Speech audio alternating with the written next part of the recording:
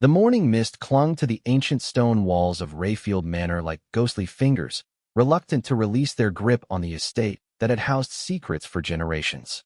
Captain Thomas Hartwell adjusted his ceremonial sword as he approached the imposing oak doors, their brass knockers gleaming despite the early hour.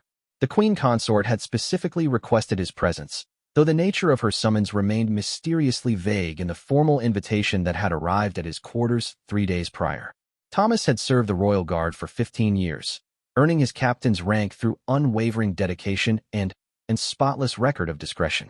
He had protected royalty at state dinners, ceremonial events, and private gatherings, but never had he been called to a personal estate on what appeared to be unofficial business.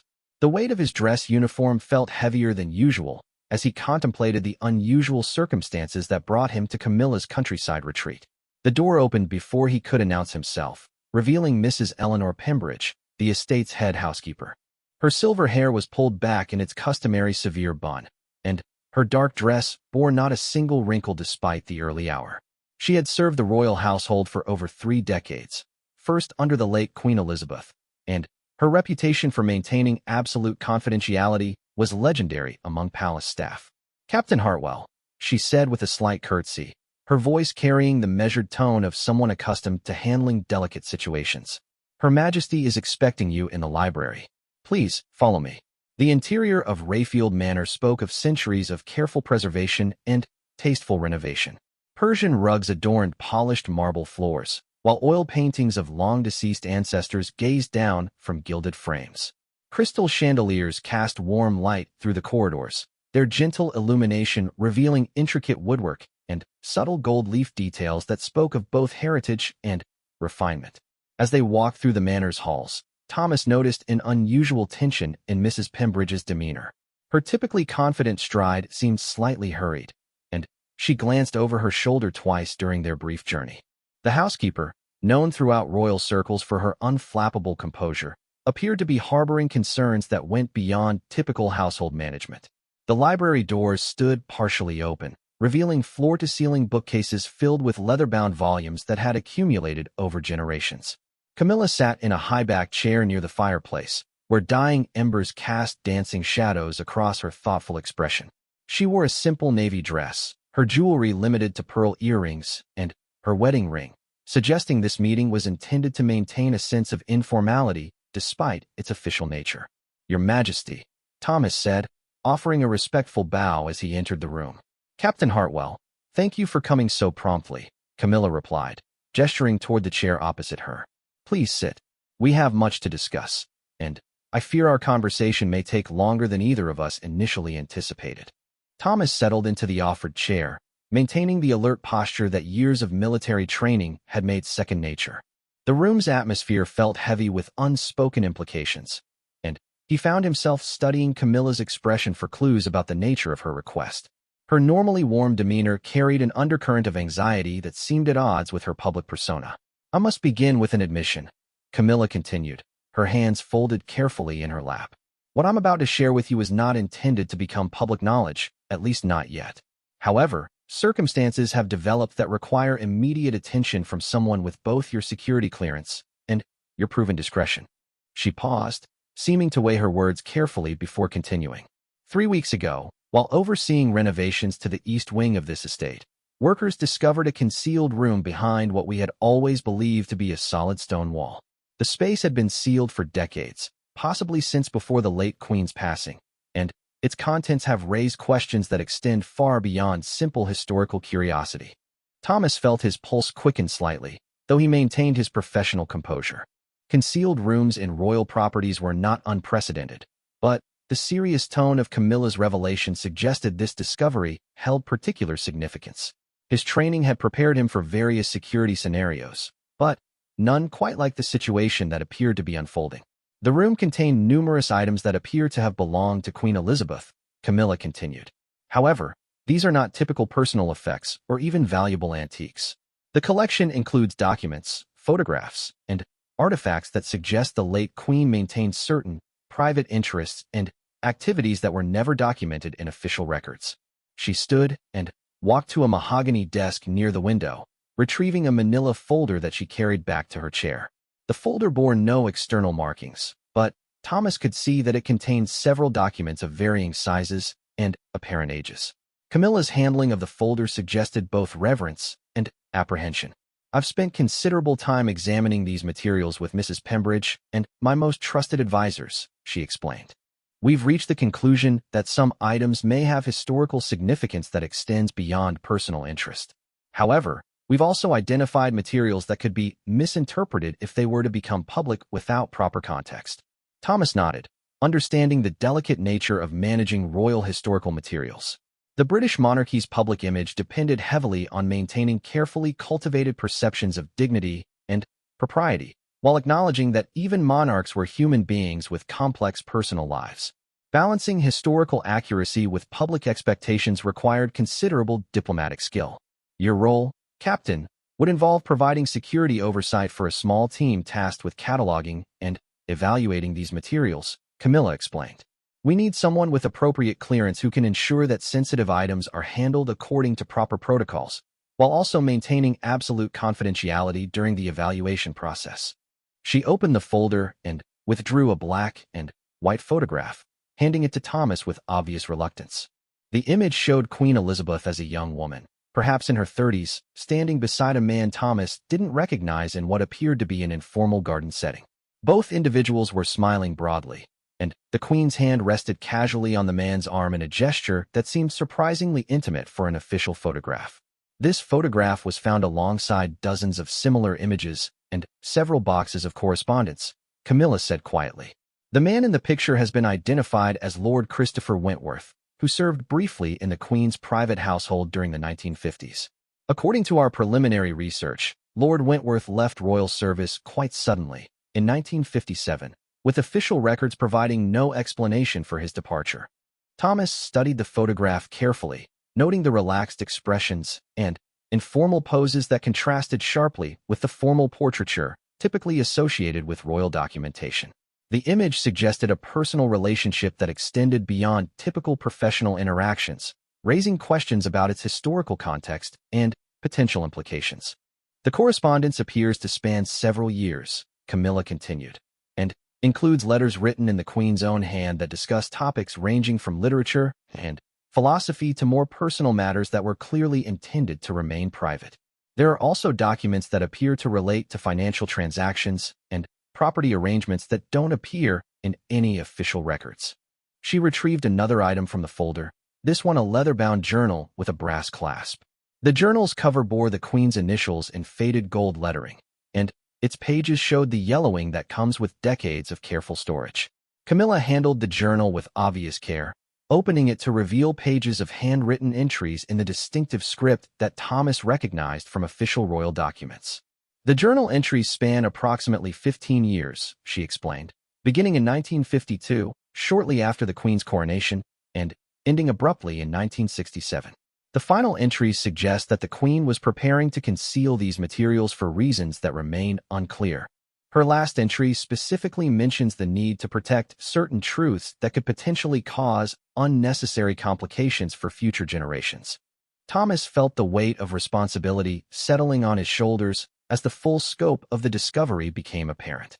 The materials Camilla described had the potential to reshape historical understanding of Queen Elizabeth's private life, while also raising sensitive questions about royal transparency and public expectations. Managing such a discovery would require careful balance between historical preservation and diplomatic discretion. What specific concerns do you have regarding these materials? Thomas asked, his training prompting him to focus on practical security considerations rather than historical speculation. Camilla closed the journal and returned it to the folder before answering. Our primary concern involves ensuring that any evaluation of these materials is conducted by qualified historians and archivists who can provide proper context for their contents. We cannot allow partial information or incomplete interpretations to create misleading narratives about the late Queen's character or reign. She paused, seeming to consider her words carefully. However, we also recognize that some materials may be of legitimate historical interest and could eventually be made available to researchers and the public through appropriate channels. The challenge lies in determining which items require continued protection and which could contribute positively to historical understanding. Mrs. Pembridge appeared in the doorway, carrying a silver tray with tea service. She entered quietly and arranged the cups and saucers with practiced efficiency, her movements suggesting familiarity with serving during sensitive conversations. The housekeeper's presence provided a welcome moment of normalcy in what had become an increasingly complex discussion. "Thank you, Eleanor," Camilla said warmly. "Captain Hartwell, please help yourself. I suspect we'll be here for quite some time." As Thomas accepted a cup of tea, he found himself considering the multiple layers of complexity surrounding this discovery. Beyond the obvious security concerns, the situation involved questions of historical accuracy, royal privacy, public interest, and diplomatic sensitivity that would require careful navigation by all involved parties. "Have you consulted with palace officials regarding this discovery?" he asked. "Preliminary discussions have taken place," Camilla replied carefully. However, the decision was made to conduct initial evaluation privately before involving larger institutional oversight. This approach allows us to better understand the full scope of the materials before determining appropriate next steps. Thomas understood the wisdom in this approach, recognizing that premature disclosure could create unnecessary complications while potentially limiting options for managing the situation effectively. Private evaluation would allow for more flexible responses based on actual content rather than speculation about potential implications. The concealed room contained additional items beyond documents and photographs, Camilla continued. "There are several pieces of jewelry that don't appear in any official inventories, artwork that appears to have been privately commissioned, and what appears to be a significant collection of rare books with personal inscriptions from various notable figures of the era." She withdrew another photograph from the folder, this one showing an ornate necklace featuring emeralds and diamonds arranged in an unusual design that Thomas didn't recognize from official royal jewelry collections. The piece appeared to be of museum quality, with craftsmanship suggesting significant value beyond its obvious monetary worth. This necklace was found in a specially designed case alongside a letter from Lord Wentworth explaining its significance as a commemoration of what he described as our shared appreciation for truth and beauty in all their forms, Camilla explained. The letter is dated 1956, approximately 1 year before Lord Wentworth's departure from royal service. Thomas studied the image while considering the implications of unofficial jewelry gifts between royal family members and household staff. Such arrangements, while not necessarily inappropriate, could raise questions about proper protocols and potential conflicts of interest if they became public knowledge without proper context. The rare book collection includes several first editions of works by poets and philosophers, many with handwritten notes in the margins that appear to be in both the Queen's hand and Lord Wentworth's, Camilla continued. The marginal notes suggest ongoing intellectual conversations about topics ranging from governance and duty to more personal philosophical questions about individual fulfillment versus public obligation. The complexity of managing such discoveries was becoming increasingly apparent to Thomas as more details emerged. Each item seemed to reveal additional layers of personal relationship that extended beyond typical royal household dynamics, creating potential for misinterpretation if proper historical context wasn't established. "What timeline are you considering for the evaluation process?" Thomas asked. "We hope to complete initial cataloging within 6 weeks," Camilla replied. "This would allow us to make informed decisions about long-term management while maintaining appropriate security during the evaluation period. The team would include myself, Mrs. Pembridge, Dr. Margaret Ashford from the Royal Historical Society, and yourself as security coordinator." Dr. Ashford's involvement provided Thomas with some reassurance, as her reputation for scholarly discretion and historical expertise was well established within academic circles. Her participation would ensure that evaluation proceeded according to professional standards while maintaining appropriate sensitivity to royal family concerns. "The work would primarily take place here at the estate," Camilla explained, "where the materials can remain secure while being examined in detail. We've arranged for the concealed room to be properly climate-controlled and equipped with appropriate research facilities to ensure preservation of delicate items." As their conversation continued, Thomas found himself increasingly aware of the historical significance of the discovery. The materials appeared to offer unprecedented insights into Queen Elizabeth's private thoughts and personal relationships during critical years of her reign, while also raising questions that could influence public understanding of royal family dynamics during the mid-20th century.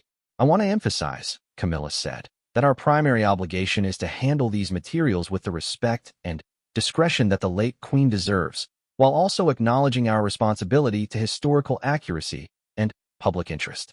This balance will require careful judgment throughout the evaluation process. Thomas nodded, appreciating the nuanced approach that Camilla outlined. The situation demanded both reverence for royal privacy and commitment to historical preservation, objectives that could potentially conflict depending on the specific contents of undiscovered materials.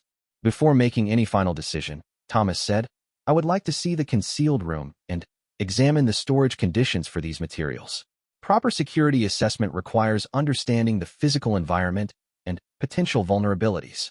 Of course, Camilla agreed. "Mrs. Pembridge can escort you there immediately after our discussion concludes. I believe you'll find the space quite remarkable, both architecturally and in terms of how carefully it was designed to preserve its contents over extended periods."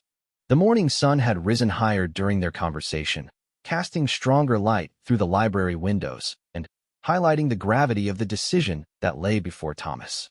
Accepting this assignment would involve him in one of the most sensitive historical discoveries in recent royal history, with implications that could extend far beyond the immediate evaluation period. As he considered the opportunity and its potential consequences, Thomas recognized that his response would shape not only his own career trajectory, but also influence how these remarkable historical materials would ultimately be preserved and potentially shared with future generations. The concealed room lay behind what had appeared to be solid stonework for decades, accessed through a cleverly disguised panel that Mrs. Pembridge revealed with the touch of a seemingly decorative carved rose. As the heavy stone door swung inward on well-oiled hinges, Thomas felt cool, dry air flow past him, carrying the faint scent of cedar and old paper that spoke of careful preservation over many years. The space beyond defied his expectations completely. Rather than a cramped hiding place hastily constructed to conceal forbidden items, Thomas discovered an elegantly appointed study that had clearly been designed with long-term occupancy in mind. Rich mahogany paneling covered the walls, while built-in bookshelves displayed carefully organized volumes in protective cloth covers. A beautiful writing desk dominated one corner, its surface bearing an ornate brass inkwell and several leather-bound notebooks arranged with precise attention to detail. The Queen clearly intended this space to serve as more than simple storage, Mrs. Pembridge observed, activating a series of electric lights that revealed the room's full dimensions. Every aspect of the design suggests it was created as a private sanctuary where she could pursue personal interests without external observation or interference. Thomas moved slowly through the room, noting the sophisticated ventilation system that had maintained optimal humidity levels and the specially designed cases that protected documents and artifacts from light damage. The level of planning required to create such a space suggested that concealment had been a deliberate, long-term strategy rather than a hasty response to unexpected circumstances. A large portrait dominated the wall opposite the entrance, showing Queen Elizabeth in informal dress standing in what appeared to be the gardens of this very estate. However, the painting's style differed markedly from official royal portraiture, capturing a sense of personal intimacy and natural warmth that contrasted sharply with the formal dignity typically associated with royal imagery. This portrait was commissioned privately, Mrs. Pembridge explained, following Thomas's gaze. "We found correspondence with the artist, James Mitchell, indicating that the Queen specifically requested a representation that captured her authentic self rather than her public persona. The sessions apparently took place over several months during 1955 and 1956. Beneath the portrait, an antique cabinet displayed a collection of personal items that seemed to tell the story of relationships and experiences that had never entered official royal records. Crystal paperweights sat alongside silver photograph frames containing images of gatherings Thomas didn't recognize, while delicate porcelain figurines suggested gifts that held personal rather than diplomatic significance. The photograph collection is extensive, Mrs. Pembridge continued, opening one of several albums arranged on a nearby shelf. Beyond the images of Lord Wentworth, there are hundreds of photographs documenting what appears to have been a rich social life that included intellectuals, artists, and writers who visited this estate regularly during the 1950s and 1960s. Thomas examined the album pages, noting the relaxed atmosphere captured in image after image. The photographs showed Queen Elizabeth engaged in animated conversations with individuals whose faces he occasionally recognized from historical accounts.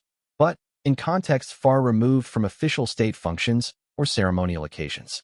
These gatherings appeared to represent genuine intellectual and social exchanges rather than formal diplomatic meetings. Were these visitors documented in official records? Thomas asked. That's one of the most intriguing aspects of this discovery, Mrs. Pembridge replied. Many of these individuals do appear in royal engagement calendars, but usually for very brief, formal meetings. These photographs suggest much longer, more substantive interactions that were apparently kept separate from official household documentation. A secretary desk near the room's center contained dozens of folders organizing correspondence by year and correspondent. Thomas opened several files at random, discovering letters that revealed an intellectual life of remarkable breadth and depth.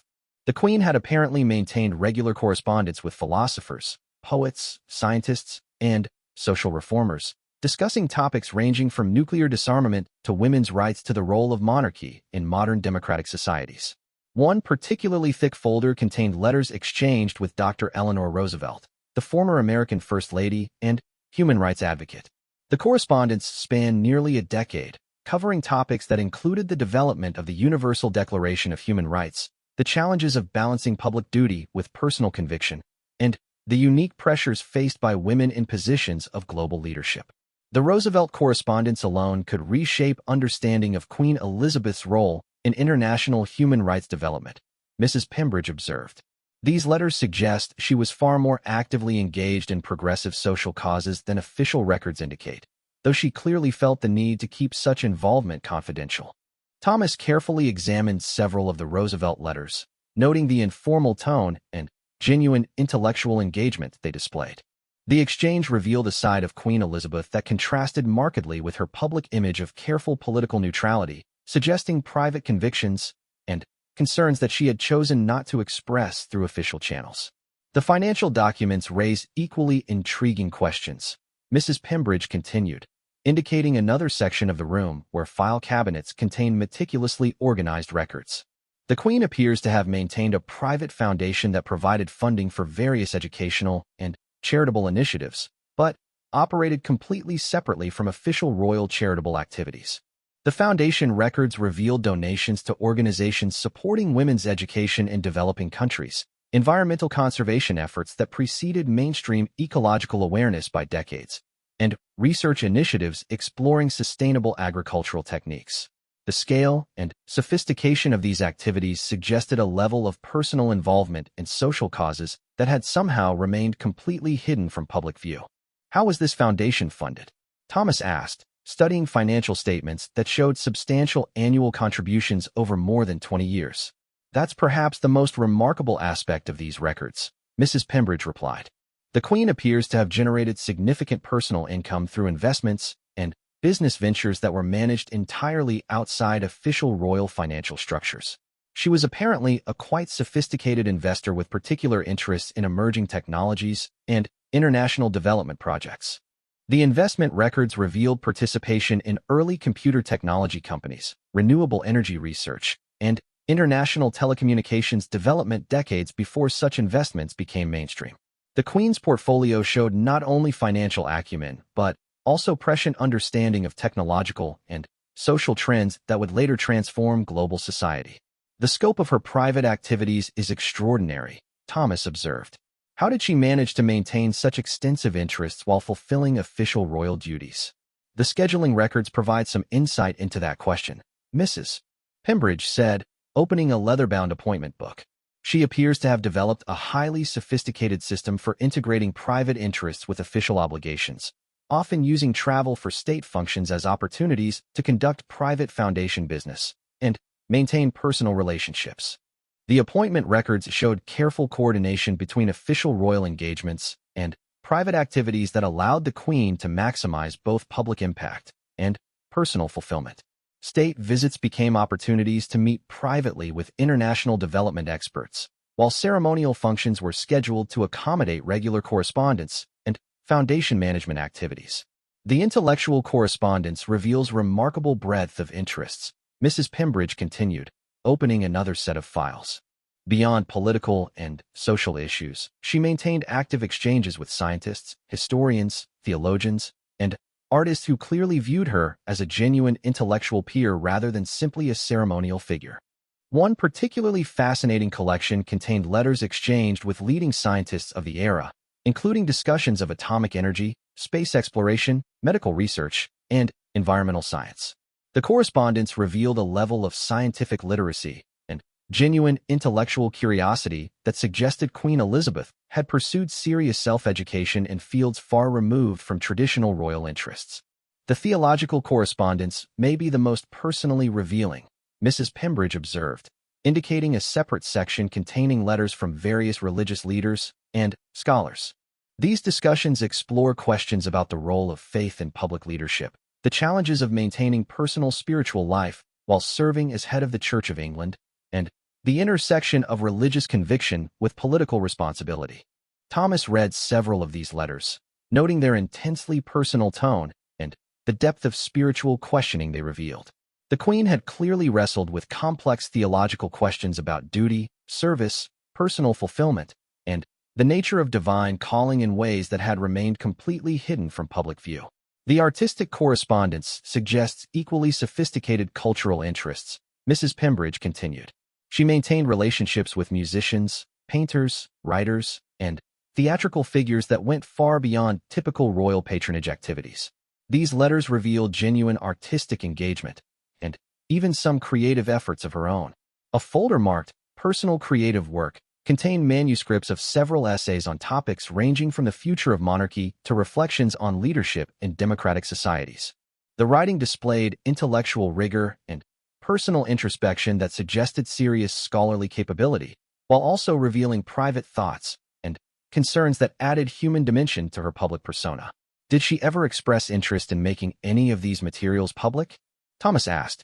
The final journal entries suggest she wrestled extensively with that question, Mrs. Pembridge replied, retrieving the leather journal Camilla had shown him earlier. She seems to have ultimately concluded that public revelation could create more complications than benefits, particularly for future generations of the royal family. The journal's later entries revealed someone who had come to see her private intellectual and philanthropic activities as essential to personal fulfillment, but potentially problematic if they became public knowledge. She expressed concern that revelation of her progressive social views could compromise the political neutrality that she viewed as essential to constitutional monarchy. However, Mrs. Pembridge continued. She also expressed hope that future generations might find ways to pursue similar interests more openly, suggesting she viewed secrecy as a temporary necessity rather than a permanent constraint on royal intellectual engagement. The room contained one final surprise that Mrs. Pembridge revealed by opening a concealed cabinet behind the portrait. Inside, Thomas discovered what appeared to be architectural plans and correspondence related to similar concealed spaces in other royal properties, suggesting that this secret study was part of a larger network of private sanctuaries. These plans suggest that Queen Elizabeth created similar spaces at Windsor Castle and Balmoral, Mrs. Pembridge explained. The correspondence indicates she worked with trusted architects and craftsmen to establish secure locations where she could pursue private interests without compromising official royal protocols. The architectural documents revealed sophisticated planning that took into account security concerns, climate control requirements, and long-term preservation needs. The Queen had clearly invested considerable thought and resources in creating infrastructure that would allow future monarchs to maintain private intellectual lives while fulfilling public obligations. The implications of this discovery extend far beyond simple historical curiosity, Thomas observed. These materials suggest that Queen Elizabeth maintained a level of private intellectual and social engagement that could fundamentally reshape public understanding of her reign and her personal character. As they completed their examination of the concealed room, Thomas found himself grappling with the enormous responsibility that Camilla had placed before him. The materials they had discovered represented not only remarkable historical artifacts, but also sensitive personal revelations that could significantly impact royal family reputation if mishandled. What has been Dr. Ashford's initial reaction to these discoveries? Thomas asked as they prepared to leave the room. She has expressed both excitement about the historical significance and deep concern about the need for careful evaluation, Mrs. Pembridge replied. Dr. Ashford recognizes that these materials could contribute enormously to scholarly understanding of 20th century monarchy, but She also understands the diplomatic sensitivity surrounding any revelation of royal family private activities.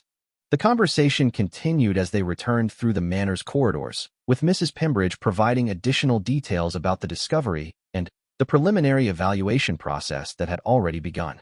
Thomas found himself increasingly impressed by the careful, systematic approach that Camilla and her advisors had adopted in managing this sensitive situation. The time constraints we're operating under reflect the need to complete evaluation before word of the discovery spreads beyond our small circle, Mrs. Pembridge explained. Several of the renovation workers who discovered the room have been sworn to confidentiality, but maintaining secrecy indefinitely would be neither practical nor appropriate. Thomas understood the wisdom in completing thorough evaluation before external pressures could complicate the process. Once the discovery became public knowledge, decisions about handling these materials would inevitably become subject to political and media scrutiny that could limit options for thoughtful, careful management. As they approached the library where Camilla was waiting, Thomas reflected on the extraordinary responsibility that accepting this assignment would entail. He would be participating in decisions that could influence historical understanding of one of Britain's most beloved monarchs, while also protecting sensitive personal information that could impact royal family relationships for generations to come. "I appreciate the thorough tour," Thomas told Mrs. Pembridge as they reached the library doors. "The scope and sophistication of what Queen Elizabeth created is truly remarkable. This discovery represents one of the most significant historical finds related to modern monarchy in decades." The weight of the decision before him felt heavier than ever as he prepared to rejoin Camilla and provide his response to her request for security oversight. The opportunity to participate in such historically significant work was professionally appealing, but the potential consequences of any mistakes in handling these sensitive materials created equally compelling reasons for careful consideration. Dr.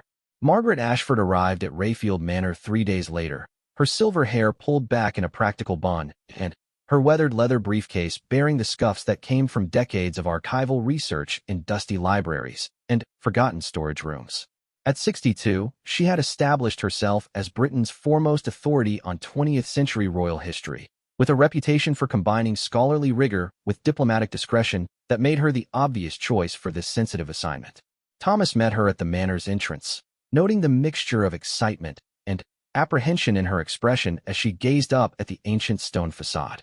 Despite her extensive experience with royal historical materials, the prospect of examining previously unknown documents from Queen Elizabeth's private collection clearly represented the pinnacle of her academic career.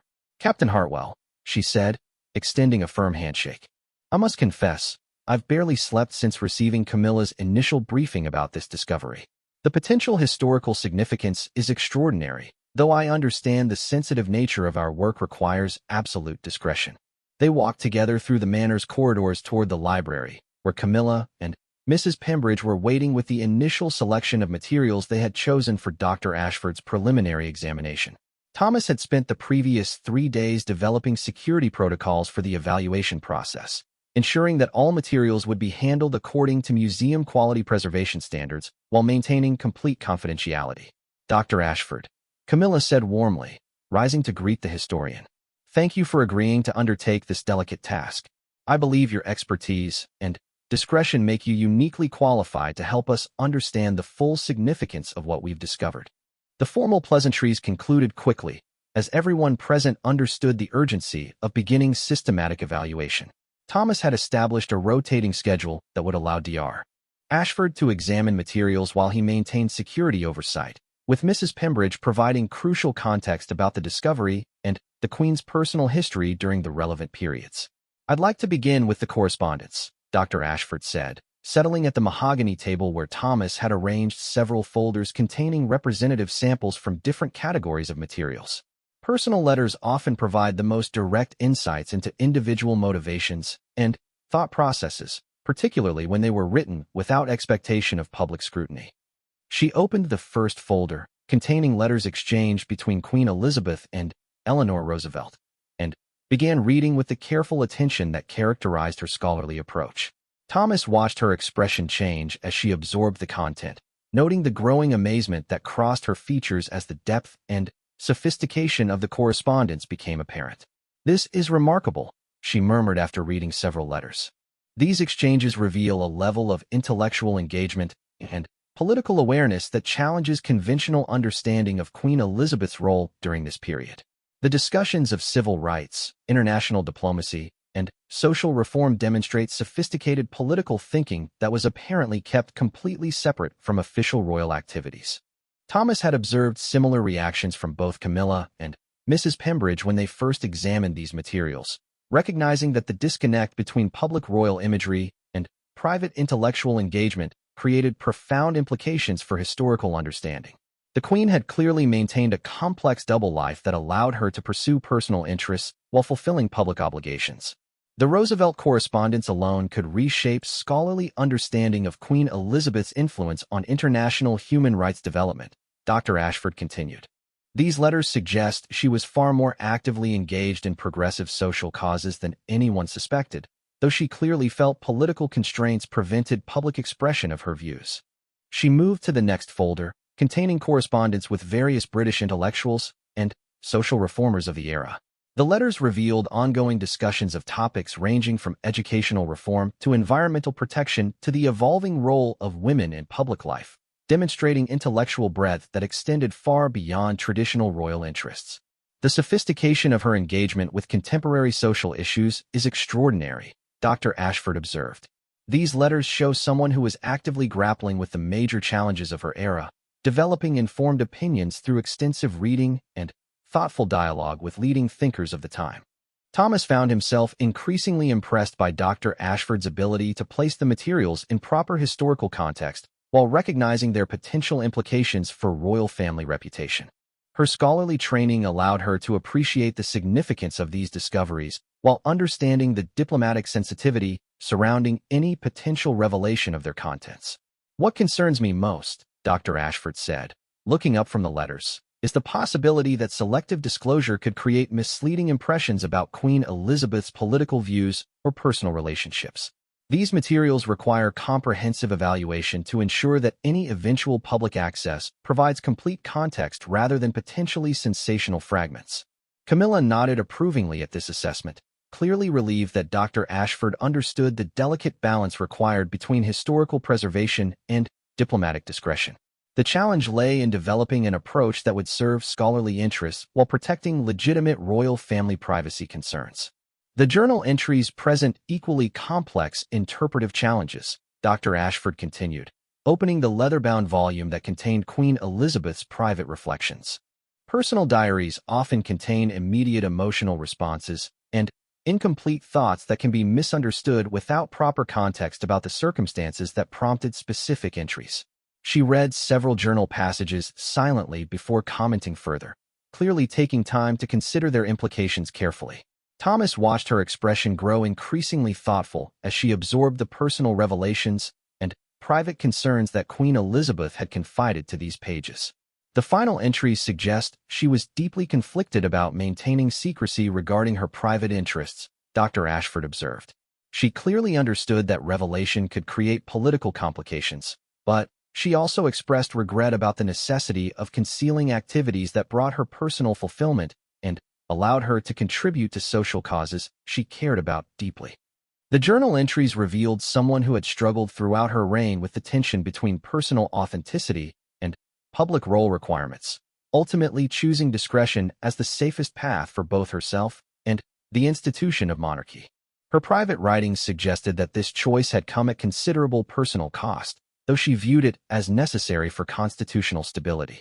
The financial records present perhaps the most significant challenges, Dr. Ashford said, moving to examine the foundation documents and investment records. These materials suggest Queen Elizabeth maintained substantial private business activities that generated income used to support causes that might have been politically controversial if conducted through official royal channels. Thomas had spent considerable time reviewing these financial documents with Mrs. Pembridge, noting the sophisticated international investment strategies and charitable activities that had operated completely outside public scrutiny. The scale of these activities suggested entrepreneurial capabilities that had never been recognized or acknowledged in official royal biographies. The foundation appears to have provided substantial funding for women's education initiatives, environmental conservation projects, and international development programs that were quite progressive for their era, Dr. Ashford continued. Queen Elizabeth was apparently funding social causes that wouldn't become mainstream for several more decades. She paused to examine several investment portfolios more closely, noting the early involvement in computer technology, renewable energy research, and international telecommunications that demonstrated remarkable prescience about technological and social trends. The Queen's private business activities revealed someone who had understood global development patterns far ahead of conventional wisdom. These investment strategies suggest she possessed sophisticated understanding of emerging technologies and international market trends, Dr. Ashford observed. The financial success of these ventures allowed her to fund the foundation activities while also building substantial private wealth that was apparently used entirely for philanthropic purposes.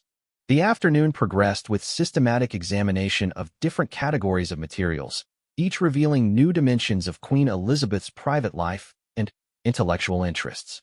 Thomas found himself serving not only as security coordinator but also as witness to a remarkable process of historical discovery that was reshaping understanding of one of the 20th century's most significant political figures. The artistic and literary correspondence reveals equally unexpected depths, Dr. Ashford said, opening files containing letters exchanged with musicians, painters, writers, and theatrical figures. These relationships clearly extended far beyond typical royal patronage, representing genuine intellectual and creative exchanges with leading cultural figures of the era. Several folders contain manuscripts of essays and reflections that Queen Elizabeth had apparently written for her own satisfaction, exploring topics ranging from the philosophical foundations of constitutional monarchy to personal reflections on leadership in democratic societies. The writing demonstrated intellectual capability and depth of thought that had remained completely hidden from public view. Her essay on the future of monarchy is particularly insightful, Dr. Ashford noted. She anticipated many of the challenges that the royal family has faced in recent decades, demonstrating remarkable understanding of how social change would impact traditional institutions. Her proposed solutions were surprisingly progressive and forward-thinking. As the day continued, Thomas observed Dr. Ashford's growing appreciation for the complexity of the discovery they were evaluating. Each category of materials revealed different aspects of a multifaceted personality that contrasted sharply with public perceptions of Queen Elizabeth as a distant, formal figure constrained by traditional protocol.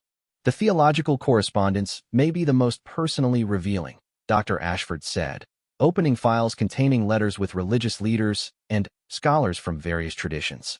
These discussions explore profound questions about faith, duty, service, and the relationship between personal conviction and public responsibility that clearly caused her considerable spiritual reflection.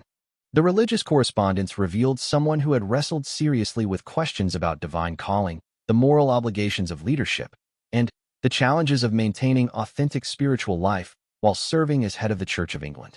The depth of theological engagement demonstrated intellectual seriousness that extended to the most fundamental questions of purpose and meaning.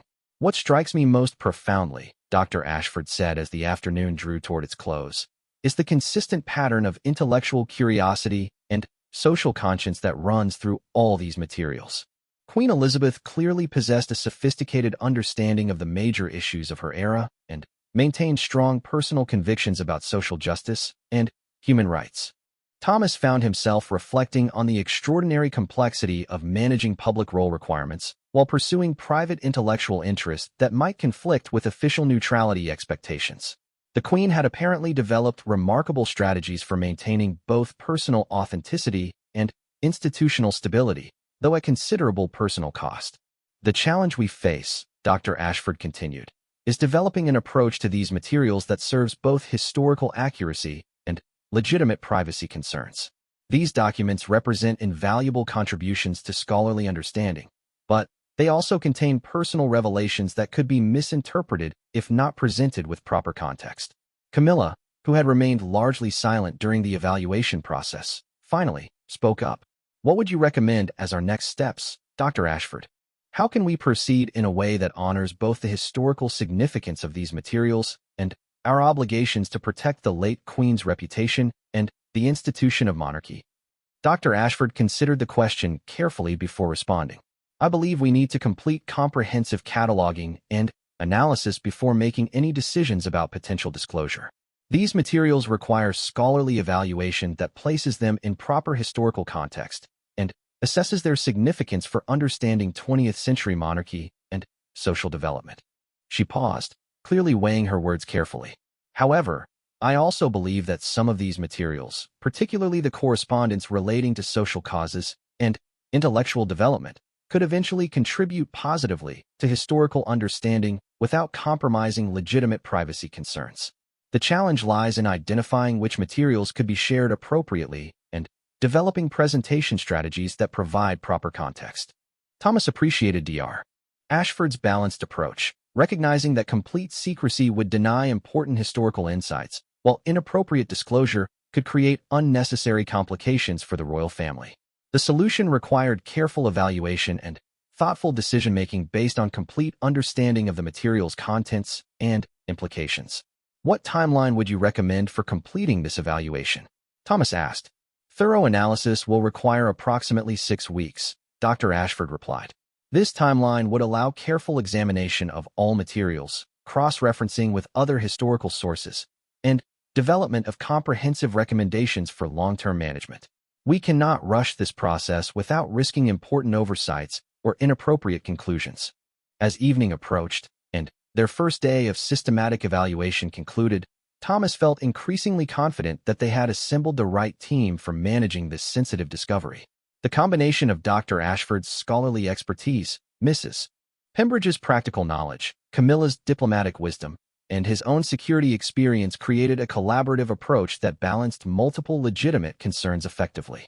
Tomorrow we'll begin examining the materials related to other royal properties, Dr. Ashford said, gathering her notes carefully.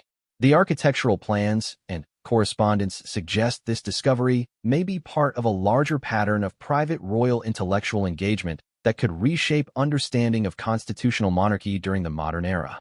The implications of that possibility created both exciting opportunities and daunting responsibilities for everyone involved in the evaluation process. Thomas recognized that their decisions over the next several weeks could influence historical understanding and royal family relationships for generations to come. The 4th week of their evaluation brought an unexpected development that would fundamentally alter the scope of their investigation. Dr. Ashford had been systematically cross-referencing the architectural plans found in Queen Elizabeth's concealed room with official records of royal property modifications when she discovered a pattern that suggested additional hidden spaces might exist at Windsor Castle and Balmoral. The correspondence with architect Sir Geoffrey Whitmore spans nearly 15 years, Dr. Ashford explained during their morning briefing in the Manor's library. The letters describe what he terms private study projects at multiple royal residences, with specific references to climate-controlled storage and sophisticated security measures that match what we've found here. Thomas studied the architectural drawings that Dr. Ashford had spread across the mahogany table, noting the careful attention to detail and the sophisticated engineering solutions that would have been required to create concealed spaces within existing historical structures. The plans revealed a level of coordination and long-term planning that suggested Queen Elizabeth had invested considerable resources in creating a network of private sanctuaries.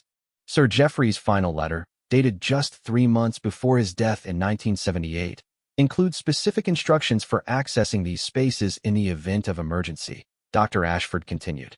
He expresses hope that future generations will appreciate the intellectual sanctuary that he and the Queen created, while also emphasizing the importance of maintaining discretion regarding their existence. Camilla, who had been listening with growing concern, finally spoke up. Are you suggesting that we may need to extend our investigation to other royal properties? The diplomatic complications of such an expansion could be considerable, particularly if these spaces contain materials similar to what we've found here. The implications of discovering additional hidden materials at Windsor Castle, which remained an active royal residence, or at Balmoral, which held special significance for the royal family as a private retreat, created security and diplomatic challenges that extended far beyond their current situation. Thomas found himself considering the logistics and risks associated with investigating concealed spaces and properties that remained under constant security surveillance. Before making any recommendations about expanding our investigation, Dr. Ashford said carefully, I believe we need to complete our analysis of the materials we've already discovered. However, The architectural correspondence does raise questions about whether we're seeing the complete picture of Queen Elizabeth's private activities and interests. Mrs. Pembridge, who had maintained her characteristic discretion throughout their weeks of evaluation, finally offered her perspective. During my years of service, I occasionally observed activities and conversations that seemed inconsistent with official royal schedules. At the time, I assumed these were simply personal meetings or private family matters that didn't require household staff involvement. She paused, clearly weighing her words carefully before continuing. However, in light of what we've discovered here, I wonder whether some of those unexplained absences and private meetings might have been related to the intellectual and philanthropic activities documented in these materials. Thomas appreciated Mrs. Pembridge's willingness to share observations that could provide crucial context for understanding the scope of Queen Elizabeth's private activities. Her decades of service had given her unique insights into royal household operations that could help them assess whether similar concealed materials might exist at other properties. What specific activities did you observe that seemed unusual or unexplained? Dr. Ashford asked. There were frequent visits from individuals who appeared on no official calendars, Mrs. Pembridge replied. These visitors often spent several hours in private meetings that were arranged through informal channels rather than official household protocols. The visitors included academics, international development specialists, and business leaders who had no apparent connection to ceremonial royal functions. Thomas recognized the potential significance of these observations, particularly in light of the extensive correspondence and Foundation records they had discovered. The informal visitor pattern that Mrs. Pembridge described aligned perfectly with the intellectual and philanthropic activities documented in Queen Elizabeth's private papers. The timing of these visits often coincided with gaps in official royal schedules, Mrs. Pembridge continued. Looking back, it appears that Queen Elizabeth deliberately created opportunities for private meetings by maintaining flexibility in her official calendar that allowed for activities that were never documented through normal household channels. Dr. Ashford made detailed notes as Mrs. Pembridge shared her recollections, clearly recognizing their importance for understanding how Queen Elizabeth had managed to maintain such extensive private activities without compromising official royal obligations. The logistical sophistication required to coordinate public duties with secret intellectual pursuits demonstrated remarkable organizational capability. Did you ever observe similar patterns at other royal properties when you accompanied the Queen for official visits? Dr. Ashford asked. Occasionally, Mrs. Pembridge replied. There were times at both Windsor and Balmoral when the Queen would disappear for several hours without explanation, usually during periods when no official activities were scheduled. At the time, I assumed she was simply taking private walks or pursuing personal hobbies, but these absences sometimes lasted considerably longer than typical recreational activities would require. The conversation was interrupted by the arrival of a courier bearing an urgent message for Camilla. Thomas watched her expression grow increasingly serious as she read the communication, recognizing the signs of diplomatic complexity that characterized sensitive royal family matters. I'm afraid we have a complication, Camilla announced after dismissing the courier. Word of our evaluation activities has apparently reached palace officials, though the source of this information remains unclear. We're being requested to provide a preliminary briefing about our discoveries within the next 48 hours. Thomas felt his pulse quicken as he considered the implications of external pressure on their evaluation process.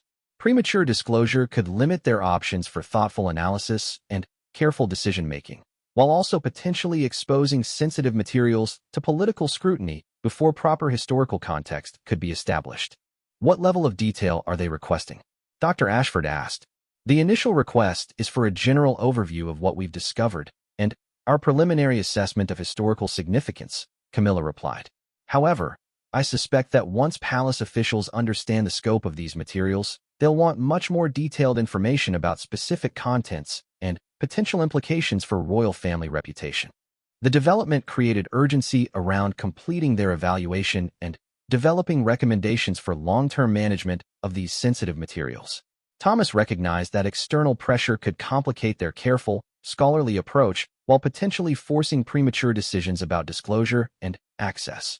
I recommend that we accelerate our timeline, Dr. Ashford said.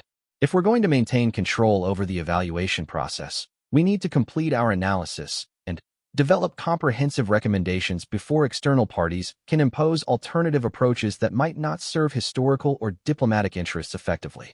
Thomas agreed with this assessment, understanding that their window of independent evaluation was narrowing rapidly. The next 48 hours would be crucial for completing their work and preparing recommendations that balance scholarly interests with legitimate royal family concerns. Mrs. Pembridge, Camilla said, I need you to contact the renovation contractors who discovered the concealed room and ensure they understand the absolute necessity of continued confidentiality. Any additional disclosure at this point could create complications that would be difficult to manage effectively.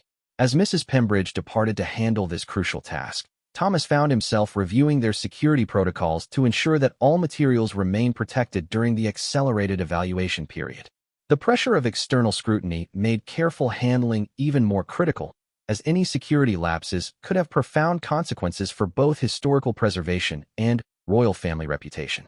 The most immediate challenge involves determining what information to share in our preliminary briefing, Dr. Ashford observed.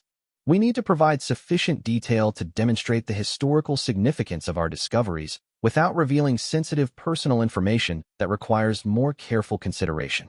Thomas appreciated the delicate balance that Dr. Ashford identified, recognizing that their preliminary report would essentially determine how these materials would be perceived and evaluated by palace officials. The tone and content of their initial briefing could influence all subsequent decisions about access, disclosure, and long-term preservation. I suggest we focus our preliminary report on the documentary evidence of Queen Elizabeth's intellectual interests and philanthropic activities, Dr. Ashford continued.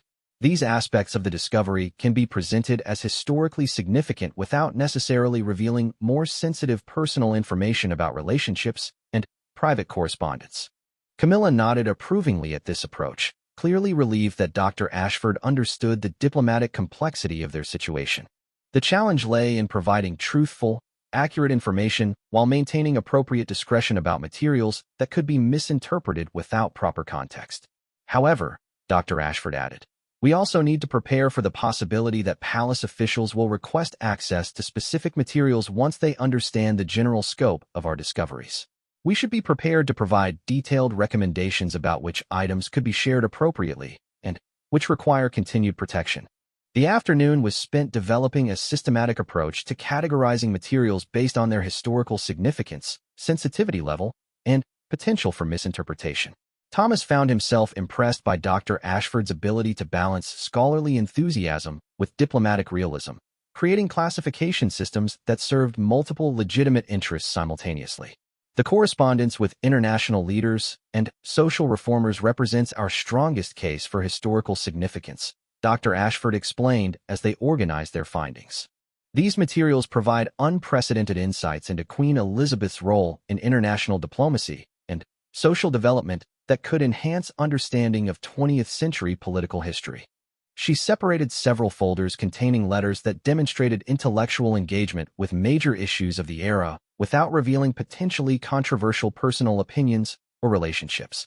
The selected materials would allow them to showcase the discovery's historical importance while maintaining appropriate discretion about more sensitive contents. The financial records relating to the private foundation present more complex challenges, Dr. Ashford continued.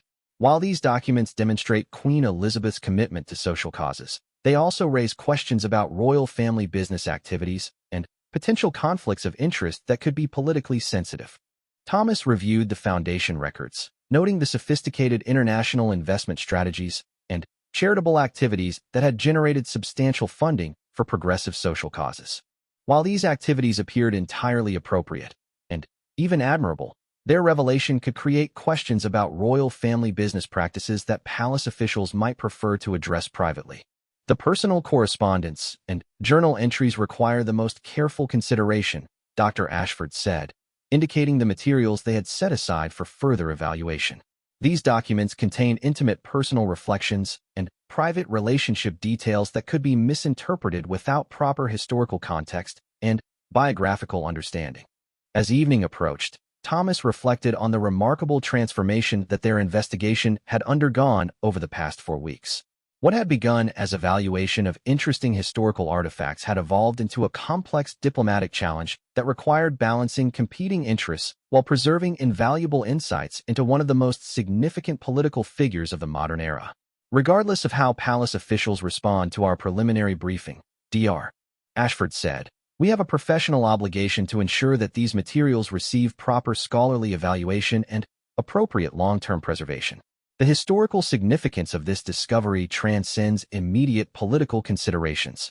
Thomas found himself nodding in agreement, recognizing that their work had implications that extended far beyond current royal family concerns. The materials they had discovered offered unprecedented opportunities to understand the personal dimensions of constitutional monarchy during a period of profound social and political change. Tomorrow we'll finalize our preliminary report and prepare for what may be our final day of independent evaluation, Camilla said. Whatever develops after our briefing with palace officials, I want to express my appreciation for the careful, professional approach that each of you has brought to this sensitive assignment. As they concluded their work for the day, Thomas found himself both excited about the historical significance of their discoveries and apprehensive about the challenges that lay ahead. The next few days would determine how these remarkable materials would be preserved, studied, and potentially shared with future generations, decisions that would influence understanding of Queen Elizabeth's legacy for decades to come. The weight of that responsibility felt heavier than ever as Thomas secured the materials according to his established protocols, recognizing that their careful work over the past month had created a foundation for whatever developments the next phase of this extraordinary discovery might bring. The final chapter of their extraordinary investigation began with an early morning phone call that would change everything. Thomas was reviewing security protocols one last time before the scheduled palace briefing when Camilla summoned him urgently to the library, where Dr. Ashford was examining a document with an expression of complete astonishment. "We've made another discovery," Camilla announced without preamble. Mrs. Pembridge was conducting a final inventory of the concealed room when she noticed a loose stone in what we thought was solid wall construction. Behind it, she found this. Dr. Ashford held up a sealed envelope bearing Queen Elizabeth's personal seal and a handwritten notation. "To be opened only in the event that my private papers are discovered after my death." The envelope appeared to have remained undisturbed for decades, its wax seal intact, and bearing the unmistakable impression of the royal signet ring. "This appears to be Queen Elizabeth's final instructions regarding the materials we've been evaluating," Dr. Ashford said, her voice betraying both excitement and apprehension. The envelope was hidden separately from all other materials, suggesting she viewed its contents as particularly significant.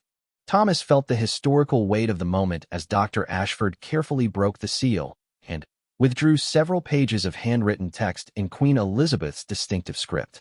The letter was dated December 15, 1978, approximately 6 months before the final journal entry they had discovered, indicating it represented her ultimate thoughts about the private materials she had so carefully concealed. "My successors, Dr. Ashford read aloud. "If you are reading this letter, it means that circumstances have led to the discovery of materials that I chose to keep private during my lifetime. I write these words not in regret for maintaining that privacy, but in hope that future generations will understand both the necessity of my discretion and the importance of the activities these documents represent." The letter continued with explanations that provided crucial context for everything they had discovered over the past month. Queen Elizabeth described her private intellectual pursuits as essential to personal fulfillment and effective leadership, while acknowledging that public revelation during her lifetime could have created political complications that might have undermined constitutional monarchy itself. "I have spent my entire reign balancing personal conviction with public duty," the letter explained, "and I have concluded that some aspects of individual authenticity must remain private to preserve institutional stability. However, I have also concluded that complete suppression of intellectual engagement would have made me less effective as a leader and less fulfilled as a human being." Thomas found himself deeply moved by the honesty and self-reflection that Queen Elizabeth's final letter revealed. Her words demonstrated sophisticated understanding of the tensions between personal authenticity and public role requirements that had shaped her entire approach to monarchy and leadership. The private foundation and related activities documented in these papers represent my attempt to contribute meaningfully to social progress while maintaining the political neutrality that constitutional monarchy requires, the letter continued. "I hope that future generations will find ways to pursue similar contributions more openly as social attitudes and political constraints continue to evolve." Dr. Ashford paused in her reading, clearly recognizing the profound implications of these revelations for their evaluation process and recommendations. Queen Elizabeth's final letter essentially provided authorization for careful disclosure while also establishing parameters for respecting legitimate privacy concerns. Regarding the personal correspondence and relationships documented in these materials, the letter continued, I ask that future evaluators distinguish between activities that could contribute to historical understanding and private matters that remain personal regardless of their historical context. The individuals who shared intellectual and creative exchanges with me deserve protection of their privacy, as well as my own. The letter revealed Queen Elizabeth's sophisticated understanding of the challenges that would face anyone who discovered these materials, acknowledging both the legitimate historical interest they would generate and the diplomatic sensitivity surrounding royal family private activities. Her guidance provided a framework for approaching these complex decisions thoughtfully and responsibly. I particularly hope that evidence of my intellectual interests and social concerns will eventually contribute to broader understanding of the possibilities for engaged constitutional monarchy, the letter explained. The role of modern royalty need not be limited to ceremonial functions if individuals can find appropriate ways to contribute to social progress while maintaining institutional neutrality.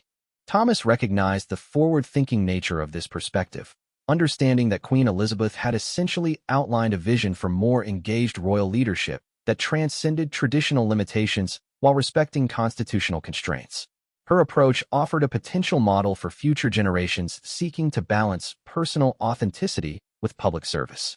The architectural plans and related correspondence describe additional private spaces that I created at Windsor Castle and Balmoral, the letter continued. These locations contain similar materials that reflect my ongoing intellectual and philanthropic interests throughout my reign. I leave decisions about accessing these spaces to the discretion of my successors, though I hope they will approach any such investigation with the same care and thoughtfulness that I attempted to maintain throughout my life. Dr. Ashford looked up from the letter with obvious amazement. She's essentially provided us with authorization to investigate the other hidden spaces while also giving clear guidance about how to approach the materials responsibly. This letter transforms our entire evaluation from speculative interpretation to execution of her explicit final wishes. Camilla nodded slowly, clearly recognizing that Queen Elizabeth's final letter fundamentally altered their situation. Rather than making unauthorized decisions about sensitive materials, they were now implementing explicit guidance from the late Queen herself about how these discoveries should be handled and potentially shared. The financial records and investment portfolios document my efforts to generate resources for philanthropic activities through private business ventures, the letter continued. I hope that evidence of these activities will demonstrate the possibilities for royal family members to contribute positively to social causes while maintaining appropriate separation between personal initiatives and official royal functions. The letter concluded with specific recommendations about which categories of materials could be shared appropriately and which required continued protection. Queen Elizabeth had essentially created a roadmap for managing her private papers that balanced historical value with legitimate privacy concerns, providing clear guidance for the complex decisions that her discoverers would inevitably face. This changes everything about our briefing with palace officials, Thomas observed. We're no longer speculating about appropriate handling of unauthorized discoveries.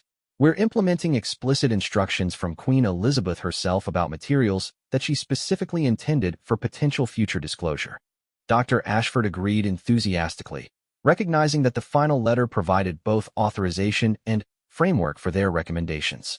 Rather than defending speculative interpretations of sensitive materials, they could present a systematic approach based on Queen Elizabeth's own guidance about her private papers and their historical significance. We need to revise our preliminary report immediately, Dr. Ashford said. The discovery of Queen Elizabeth's final instructions transforms our entire presentation from tentative scholarly evaluation to implementation of royal family guidance about historically significant materials. The next several hours were spent completely reorganizing their approach based on Queen Elizabeth's explicit guidance. Her letter provided clear categories for different types of materials and specific recommendations about which items could contribute positively to historical understanding versus those that required continued privacy protection. The correspondence relating to international diplomacy and social reform represents her strongest recommendation for eventual scholarly access, Dr. Ashford noted as they revised their classification system. She specifically mentions these materials as potentially valuable for understanding 20th century political development and the evolution of constitutional monarchy. Thomas reviewed the materials that Queen Elizabeth had identified as appropriate for historical research, noting that her selections balanced significant scholarly value with reasonable privacy protection. Her approach demonstrated sophisticated understanding of both academic interests and diplomatic sensitivity. She's also provided specific guidance about the private foundation records, Dr. Ashford continued. Queen Elizabeth recommends selective disclosure that demonstrates royal family philanthropic engagement while protecting business relationships and investment strategies that remain commercially sensitive. The financial materials that Queen Elizabeth had designated for potential sharing revealed impressive entrepreneurial capabilities and prescient investment strategies that had generated substantial resources for progressive social causes. Her approach offered a model for royal family members seeking to contribute meaningfully to societal development through private initiatives. Most importantly, Dr. Ashford observed, she's given explicit permission for investigating the additional hidden spaces at Windsor Castle and Balmoral, while also providing clear parameters for how those investigations should be conducted and how any discovered materials should be evaluated. The prospect of extending their investigation to other royal properties created both excitement about potential additional discoveries and apprehension about the logistical and security challenges such expansion would entail. However, Queen Elizabeth's explicit authorization and clear guidance provided a framework for approaching these investigations responsibly. As afternoon approached and their briefing with palace officials drew near, Thomas felt a profound sense of completion regarding their month-long evaluation. Queen Elizabeth's final letter had transformed their work from unauthorized speculation to authorized implementation of royal family guidance about historically significant materials. Our recommendations can now be presented as execution of Queen Elizabeth's explicit wishes rather than our independent scholarly judgment, Dr. Ashford said. This fundamentally changes the diplomatic context of our discoveries and provides clear authority for our suggestions about long-term management. Camilla reviewed their revised preliminary report with obvious satisfaction, recognizing that Queen Elizabeth's guidance had resolved many of the diplomatic challenges they had anticipated facing during their palace briefing. Rather than defending controversial interpretations of sensitive materials, they could present systematic implementation of royal family instructions. The late Queen's wisdom in providing explicit guidance about these materials demonstrates her sophisticated understanding of the challenges we would face, Camilla observed. Her letter essentially eliminates the speculative aspects of our evaluation while providing clear authority for our recommendations. Thomas found himself reflecting on the extraordinary nature of their entire investigation as they prepared for their crucial briefing. What had begun as evaluation of mysterious historical artifacts had evolved into implementation of carefully planned guidance from one of history's most significant political figures about materials she had specifically prepared for potential future discovery. Regardless of how palace officials respond to our recommendations, Dr. Ashford said, we have succeeded in our primary objective of providing comprehensive evaluation and clear guidance for managing these historically significant materials. Queen Elizabeth's final letter ensures that her wishes will be respected while also serving legitimate scholarly and public interests. As they departed Rayfield Manor for their appointment with palace officials, Thomas felt both pride in their careful, professional work and anticipation about the broader implications of their discoveries. The materials they had evaluated over the past month offered unprecedented insights into the personal dimensions of constitutional monarchy while also providing a potential model for more engaged royal leadership in the future. The final chapter of their investigation was about to begin, but Thomas recognized that their careful evaluation had created a foundation for preserving and potentially sharing some of the most remarkable historical materials discovered in recent decades. Queen Elizabeth's final letter had ensured that their work would continue according to her explicit wishes, transforming their discoveries into a lasting contribution to historical understanding and constitutional development. The weight of that achievement felt profound as Thomas looked back at the ancient stone walls of Rayfield Manor, knowing that the secrets they had uncovered would continue to influence understanding of monarchy, leadership, and public service for generations to come. Queen Elizabeth's wisdom had extended even beyond her death, providing guidance that would ensure her remarkable private legacy would be preserved and shared appropriately with the world.